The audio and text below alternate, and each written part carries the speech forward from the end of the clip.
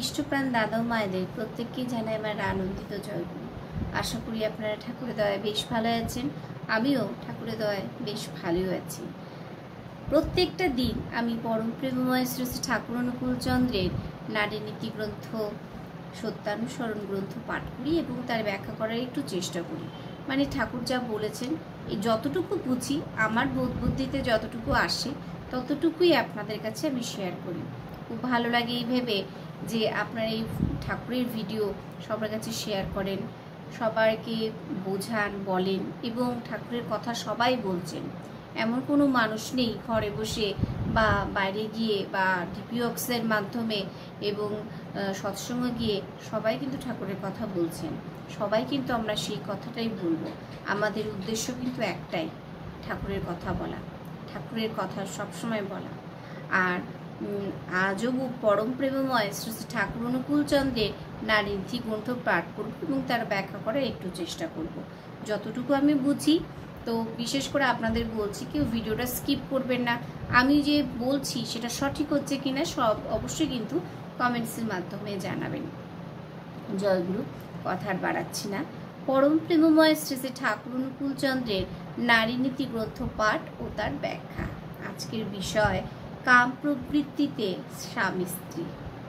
শুধু কাম প্রবৃত্তি কখনো কাহাকেও প্রকৃত স্বামী বা স্ত্রী করিতে পারে না, পারে নাই।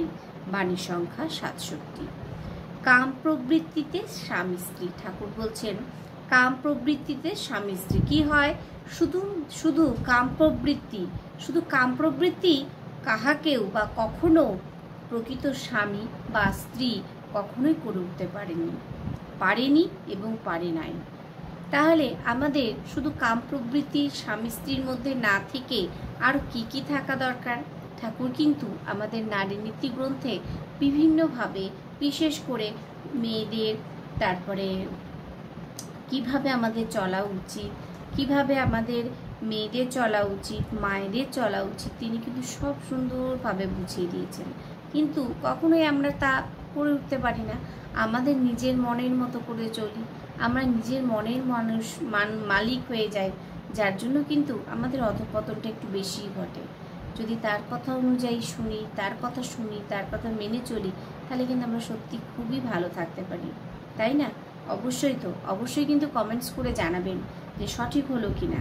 তাই ঠাকুর বলছেন কাম প্রবৃত্তি কখনো প্রকৃত কাম প্রবৃত্তি কিন্তু কখনো প্রকৃত কাউকে স্বামীও করে তুলবে না, কাউকে কখনো স্ত্রীও করে তুলবে না। এর থেকেও বড় কাজ, সেটা কি পরের দিন অবশ্যই জানাবো। জয়গুরু, ভালো থাকবেন, সুস্থ থাকবেন। অবশ্যই জানাবেন ভিডিওটা সঠিক হয়েছে কিনা। দেখা হচ্ছে পরবর্তী ভিডিওতে। জয়গুরু।